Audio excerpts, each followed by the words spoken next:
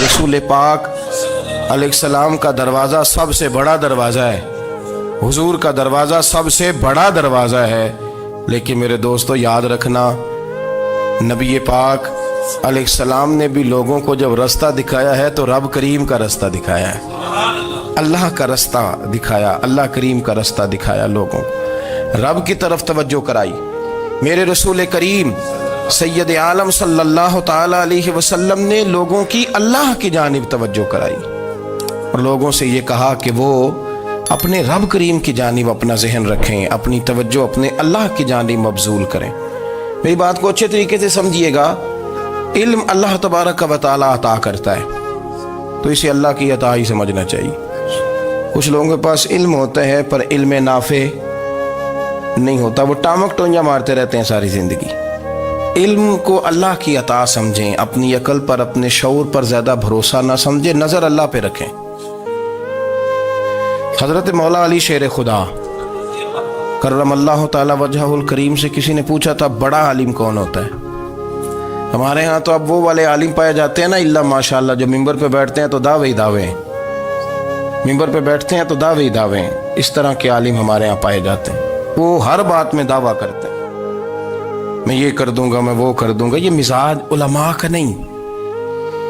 हज़रत अली अल मुर्तज़ा से किसी ने पूछा बड़ा आलिम कौन होता है, फरमाया बड़ा आलिम वो होता है कि जिसे मसले का पता ना हो तो वो कह दे मुझे नहीं पता, मैं पता करके बताऊंगा, गलत बात बयान न करे। इमाम मालिक से किसी ने कोई मसला पूछा तो आप फरमाने लगे मुझे इस सवाल का जवाब नहीं आता,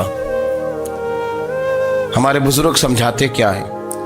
वो कहने लगा आप इतने बड़े इमाम हैं तो इस सवाल का जवाब नहीं आता। आप फरमाने लगे अगर मुझे हर सवाल का जवाब आता फिर तो मैं खुदा होता, मुझे हर सवाल का जवाब नहीं आता, मुझे तो उतना आता है जितना मेरे रब ने मुझे अता कर दिया है। अपनी नज़र अल्लाह पे रखें, निकल आए इस मुअम्मे से बाहर के मैं कोई बला हूँ, मुझे बड़ा पता है, मेरे पास 6 डिग्रियाँ हैं, मुझे 10 जगह पे तदरीस का शगफ हासिल, इससे निकलें बाहर। कुरान मजीद देखिएगा, अल्लाह ताला ने इरादा कुदरत फरमाया कि मैं हज़रत आदम को बनाऊंगा, फिर बनाने के बाद फरमाया फरिश्तों सजदा करो आदम को। सब ने सजदा किया इल्ला इबलीस अबा वस्तकबरा वकाना मिनल काफिरीन, सब ने सजदा किया सिवाय इबलीस के, उसने इनकार भी किया, तकब्बुर भी किया और काफिरों में से हो गया। तो ये जब अल्लाह ताला ने सजदा कराया तो कैसे कराया? अल्लाह तबारक व तआला ने ना हज़रत आदम को इल्म सिखाया खुद, वअल्लमा आदम अल अस्मा कुल्लहा। खुद अल्लाह फरमाते हैं कि मैंने जनाब आदम अलैहिस्सलाम को तमाम अशिया के नाम सिखाए, सब अशिया के नाम सिखाए। तो वो चीज़ें फिर मैंने ना, अल्लाह फरमाते हैं मैंने फरिश्तों पे पेश की, मैंने कहा कि बताओ इनके नाम क्या है।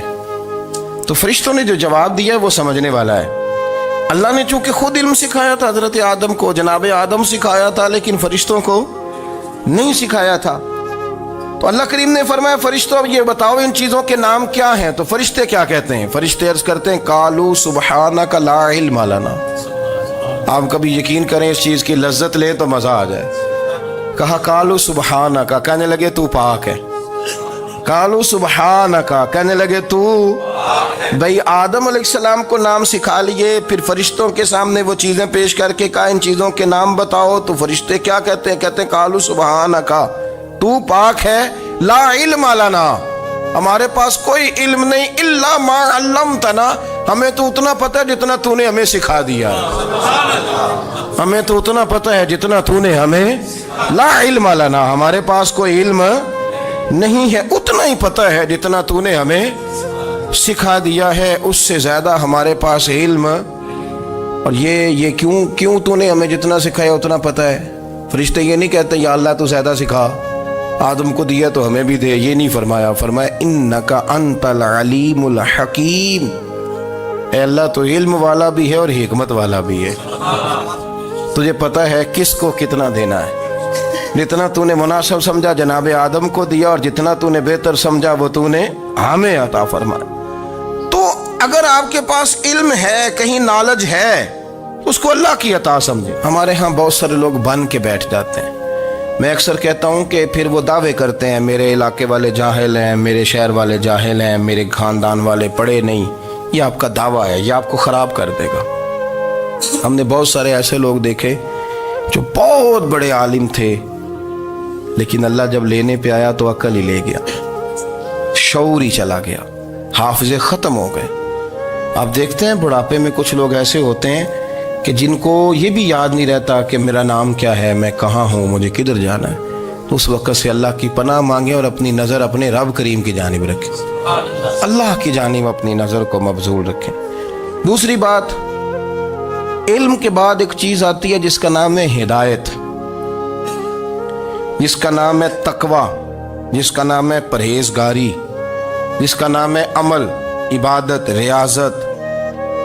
یہ بھی اسی وقت ہی نصیب ہوتی ہے جب میرا رب کریم نصیب فرما دیتا ہے۔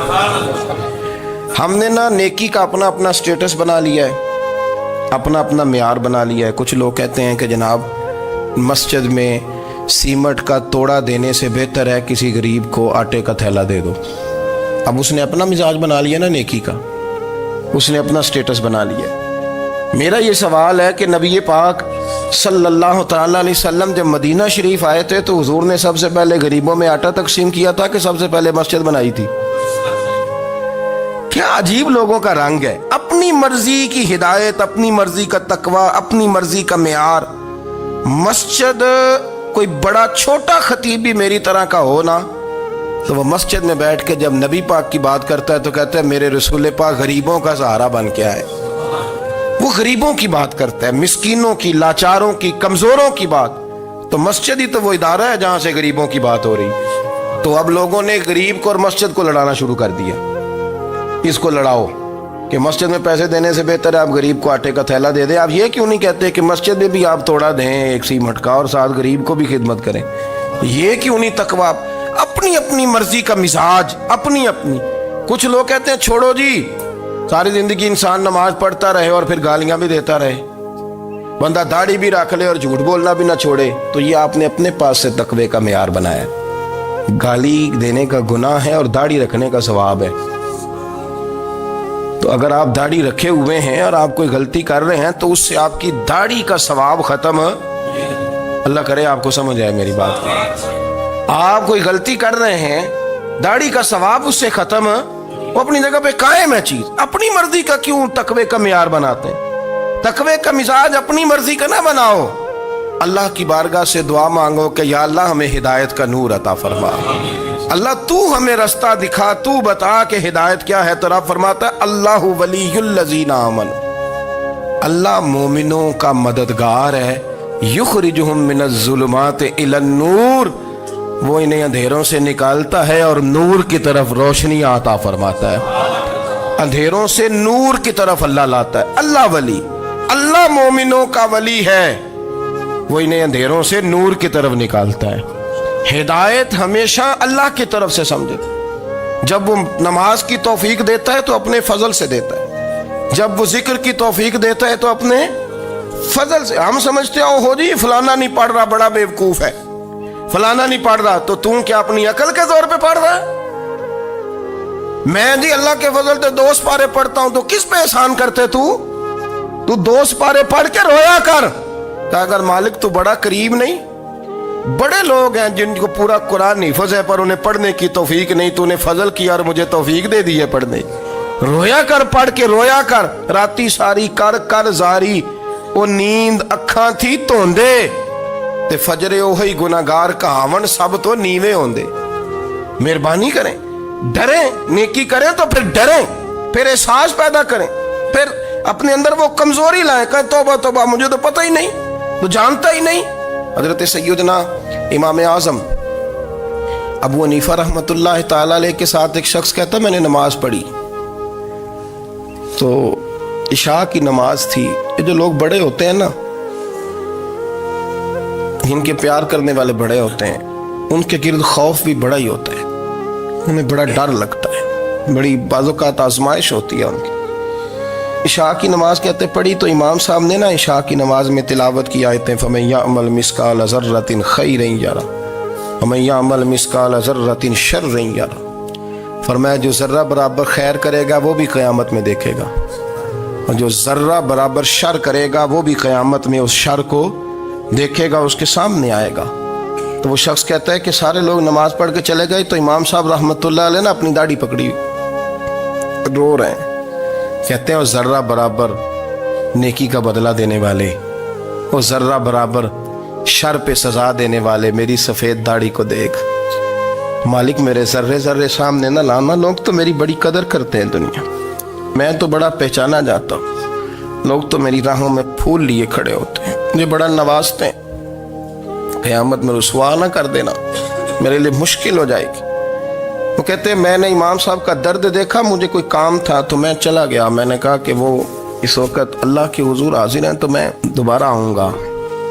کہتے ہیں میں تہجد کا وقت آیا تو امام صاحب وہیں بیٹھے تھے اور ان کی داڑھی آنسوؤں سے بھری ہوئی تھی اور زور سے داڑھی پکڑی ہوئی. کہنے لگے مالک رسوا نہ کر دینا، قیامت میں رسوا نہ کر دینا. یار جو ہدایت یافتہ لوگ تھے وہ تو ڈرے ہوئے تھے، وہ تو سہمے ہوئے تھے، وہ تو کہتے تھے یہ اس کا فضل نہیں، اس نے بلا لیا، یہ اس کا کرم نہیں. حضرت باعزید بستامی کسی کافر کو دیکھتے تو رو پڑتے، کہتے مالک تو کتنا قریب ہے، یہ بے ایمان رہ گیا، تو نے اپنے فضل سے مجھے اپنے نبی کا غلام بنا لیا. وہ رو پڑتے. یہاں تو لوگوں کا دعویٰ ہی بڑا ہے. نمازی اللہ خیر فرمائے وہ تو دوسروں کو گھورتا ہے، وہ کہتا ہے جنت کا میں مالک ہوں، کنجیاں میرے پاس ہیں، میں کسی اور کو گھسنے نہیں دوں گا. اور اگر 2-3 حج کر لے تو پھر تو وہ کہتا ہے کہ اب میرے سے پوچھ کے لوگ جنت میں جائیں گے معاذ اللہ. اور اگر وہ 2 4 5 7 دفعہ کوئی نفل پڑھ لے تو پھر وہ کہتا ہے چھوڑیں جی سارے لوگ بے عمل ہیں، میں اکیلا نیک ہوں. نہ ایسا کریں، اپنی توجہ اپنے رب پہ رکھیں، اپنی توجہ اپنے معین الملت والدین، عطا رسول، ہند الولی، غریب نواز، خواجہ معین الدین چشتی، حضرت خواجہ اجمیر، شاہ اجمیر، والی ہندوستان. آخری عمر میں نا سارا دن روتے گزر جاتا، ساری رات روتے گزر جاتے، ذرا سی کوئی بات کرتا تو رو پڑتے، آنکھیں آنسوں سے بھری رہتی. کئی دفعہ اپنے بھی پریشان ہو جاتے ہیں نا کہ یار تو ایک بات کی جان ہی نہیں چھوڑ رہا. تو خواجہ قطب الدین صاحب بختیار کاکی سے لوگوں نے کہا کہ آپ مرشد سے بات کریں، اتنا بھی تو نہیں نہ رونا چاہیے، ہر وقت اس کے آنسو کی کریے. عاشق دا کام ہی رونا تونا تے بنا رویوں نہیں منظوری. یہ عاشق سدا ہی روندا رہندا ہے، پاویں وصل ہوئے تے پاویں دوری. ہر وقت رونے کا کیا مطلب ہے؟ تو خواجہ قطب صاحب کہتے ہیں میں قریب گیا تو میں نے پیر دبائے، میں نے کہا سونیا لوگ تو کچھ بھی نہیں کرتے، تو نے تو کمال کر دیا، 90 لاکھ آدمی مسلمان کر دیا، دنیا کچھ نہیں کرتی، تو نے 50 سال ساری رات مصلے پہ بیٹھ کے رب راضی کیا. تو شہزادہ تھا، حضور کی اولاد تھا، لیکن معین الدین تیرا ایک پلاٹ بھی نہیں، تو نے طالب علم پالے، انہیں غریبوں کو دیا، انہیں نوازا، کوئی شے نہیں تیرے پاس، ہر چیز تو نے، ساری رات روتے ہو، سارا دن روتے ہو. تو خواجہ قطب الدین صاحب کہتے ہیں میں نے جب عرض کیا تو خواجہ صاحب مجھے گلے لگا لیا، چیخ مار کے روئے، کہنے لگے قطب الدین پتر داڑھی سفید ہو گئی، جانے کا وقت آ گیا، جو تو نے نیکیاں گنوائی ہیں وہ ہیں صحیح میرے پاس، پر یار کی بارگاہ میں پیش کرنے کے قابل ایک بھی نہیں. تو بارگاہ تو دیکھ کتنی بڑی ہے، رسول کریم کی بارگاہ میں پیش کرنے کے قابل ان میں سے ایک بھی نہیں. تو آستانہ دیکھ کتنا بڑا ہے، کیا پیش کروں گا، کیا عرض کروں گا حضور کی بارگاہ میں، کس طرح. وہ یار جو بڑے تھے وہ تو ڈرے ہوئے تھے، سہمے ہوئے تھے، وہ تو بڑی آزمائش میں تھے، لیکن میرا اور آپ کا رٹا 2 نمازیں پڑھ کے 6 نمازوں کا دعویٰ کرنا اور لمبی چوڑی کہانیاں بنانا اور اپنے منہ سے اپنی تعریفیں کرنا، اس سے تھوڑا باہر آئیں. رزق بھی میرا اللہ ہی دیتا ہے، علم بھی اللہ دیتا ہے، رزق بھی. بڑے بڑے فقیروں کو مالدار ہوتے دیکھا، بڑے بڑے مالداروں کو فقیر ہوتے دیکھا، بڑے بڑے. میرے ایک بڑا سخی قسم کا سجن ہے، بڑا پیارا ہے، میں اسے سخی مانتا ہوں. میں نے اپنی پریشانیوں کے دنوں میں بھی اس شخص کو سخی دیکھا. ایک دن رات کو مجھے ٹیلی فون کر کے کہنے لگا کدھر ہو؟ میں نے کہا میں گھر ہوں. نہیں اکثر سفر میں ہوتے ہو نا؟ میں نے کہا طبیعت کیسی ہے؟ ٹھیک ہے، بس حال چال پوچھنا تھا. میں نے سمجھائی، میں نے کہا یار یہ کوئی مسئلہ ہے، ورنہ رات کے 2 بجے کوئی حال پوچھنے کو فون تو نہیں نہ کرتا. कोई मतलब ऐसा तो मसला नहीं ना। तो मैंने बैक कॉल की, मैंने कहा यार मेरी बात सुन, मसला क्या? कि नहीं कुछ नहीं दिल कर रहा था। मैं कहा मेरी गल सुन, रहे असी 4-5 साल कट्ठे, मैं तेन जानना, असल बात कर। कहने लगा मकान भी बड़ा है, सारा कुछ ठीक है, पर वो बड़ा ही बेनियाज है। कुछ हालात इस किस्म के आ गए हैं कि लोगों को बताऊं भी तो लोग मानने को तैयार नहीं। ज़्यादा नहीं, मुझे ना थोड़े से पैसों की ज़रूरत है, को 15-20 हज़ार अगर मिल जाएं, मेरी ज़रूरत। आप यकीन करें मैं रोता रहा सारी रात। मैंने कहा मेहरबाना तेरा किस तरह करांगे, इससे लेके ज़माना इस्तेमाल करता था, पर बेपरवाही वेख ना सज्जड़ दी, जिथे किसे दी पेश ना जावे, उन्हें ताजा वाले दर दर रोले ते मंगते तख्त बिठावे। सजना किसे नू कारा मिल दई, कोई काबे खाली आवे। वल्लाहु खैरुर राज़िकीन, वो कहते तू दाएं बाएं ना जा, रिस्क तो तुझे मैं दूंगा, मैं हूं बेहतर रिस्क देने वाला। बड़े बड़े बादशाह, बड़े बड़े शहनशाह, बड़े बड़े लोग, हाथों में कासे, फकीरियां। उम्मे रबिया क्या करती थी, बड़ी नेक और साले खातून थी। वो कहती हैं कि मैं ना बड़े अमीर आदमी की बीवी थी, अपने शौहर के साथ छत पे बैठी थी, तो नीचे फकीर मांगने वाला आया। उसने बड़े दर्द से सदा की, तो मैंने अपने शौहर से कहा कुछ देने का, दफा कर, इन लोगों ने धंधा बनाया हुआ है। कहती मैं मेके से भी बड़ा माल लेके आई थी, मेरे माँ बाप बड़े अमीर थे, तो मैंने ना चोरी अपने खामद से नज़र बचा के बाथरूम जाने के बहाने गई और नीचे जाके 5 दिनार मैंने उस फ़कीर की हथेली पे रखे। कहते उसने 5 दिनार देखे, फिर मेरी तरफ देखा तो मैंने उसकी आंखों में आंसू चमकते देखे। कहने लगे बीबी रब तेरा भला करे, मैं 3 दिनों का भूखा हूँ। कि वो चला गया, मैं घर आ गई। जब बाहर आई तो मेरा शौहर कहने लगा तू इतनी अब इतनी तू तेज हो गई है और तू इतनी खुद मुख्तार हो गई, मेरे बगैर पूछे माल खर्च करेगी, जा तुझे 3 तलाकें।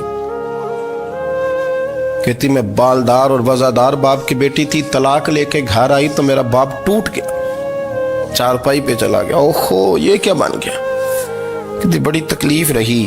1-2 साल के बाद मेरे अब्बा ने मेरी शादी कर दी। अब जिस शौहर के पास गई वो बड़ा नेक था, परहेजगार था, अल्लाह ने बेहतरीन सिला दिया। कहती छत पे बैठी थी, दरवाजे पे फ़कीर आया, मैंने शौहर से कहा कुछ दे दूं।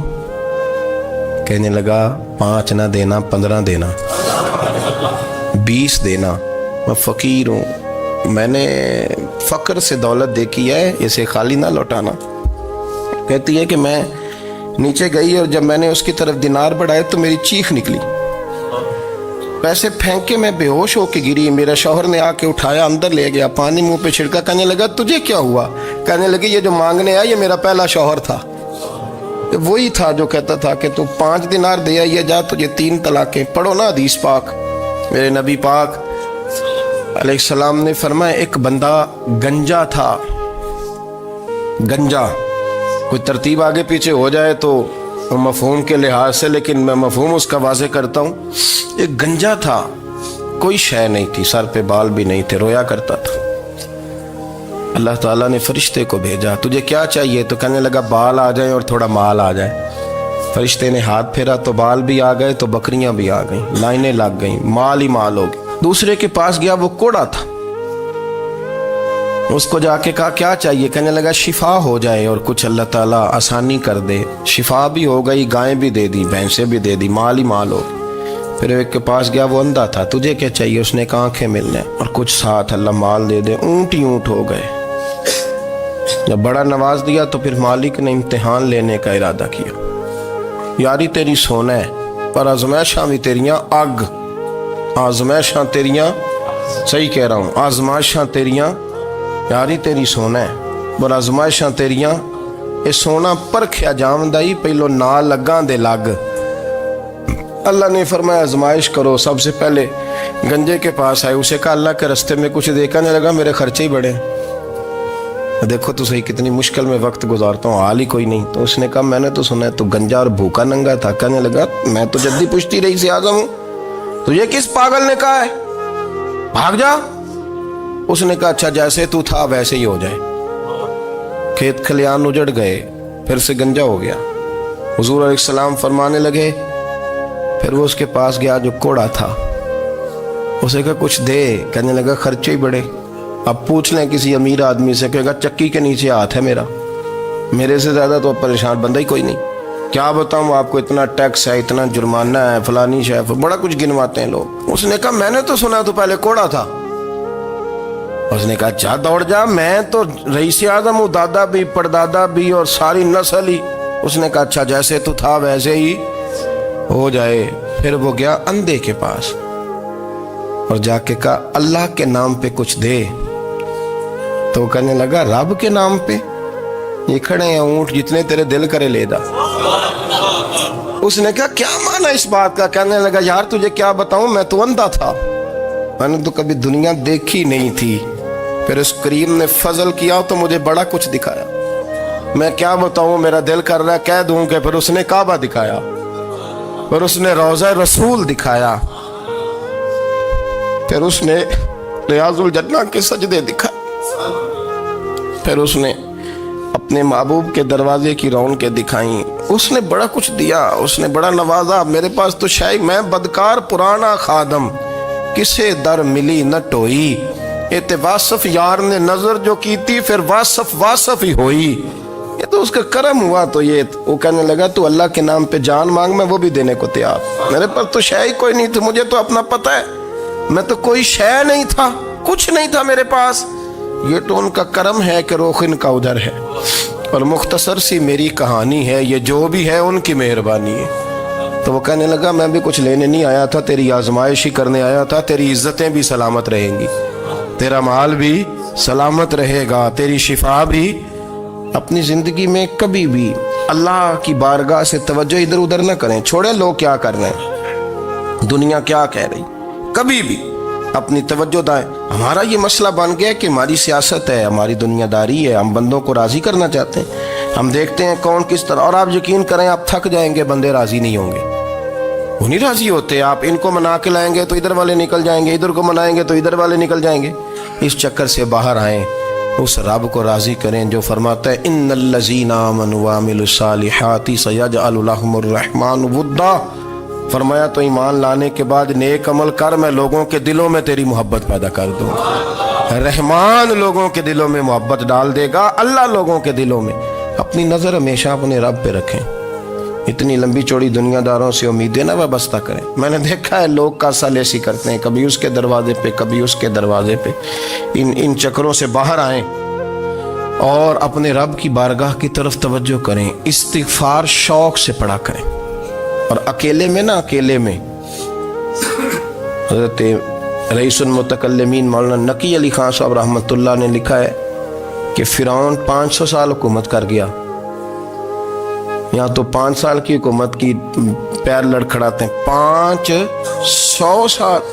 فرماتے اصل وجہ یہ تھی کہ دنیا جب سو جاتی تھی نا تو اوپر چادر لے کے تو مسلح پہ بیٹھ جاتا تھا اور ہاتھ باندھ کے کہتا تھا رب تو ہی ہے، میرا پردہ نہ کھولنا، مالک تو ہی ہے، کرم نوازی کرنا، میری پکڑ نہ کرنا۔